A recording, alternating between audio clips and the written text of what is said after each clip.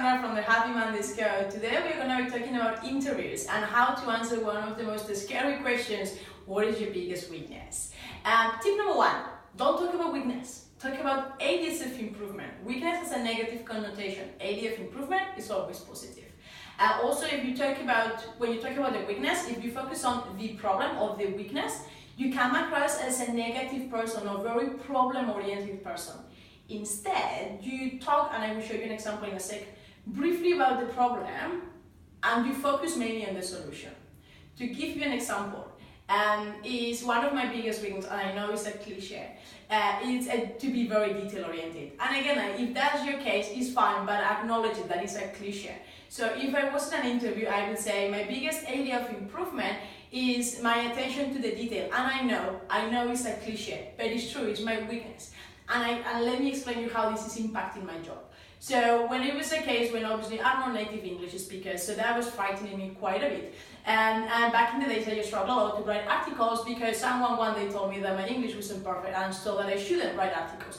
So that was holding me back, and that was a negative impact in my job because obviously I'm trying to build a brand. If I don't post and if I don't talk, that won't help me build a brand. One day I was in a stress mode, I had to publish an article, so I thought, you know what, I'm just gonna do it and see what happens. So I typed it, I published it, didn't really review too much, and actually that was the article that got the highest numbers ever. So that kind of proved a point that I can't be so much detail oriented. So from that day my learning was that I say, okay Sandra, you can review something 3 times and it will never become more perfect. So 3 times and it should go out.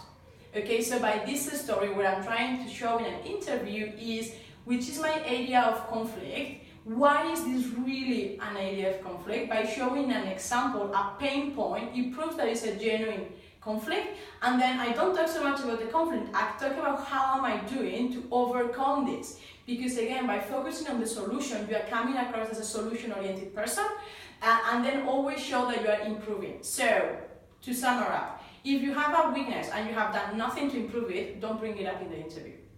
Focus on a weakness that you are working on.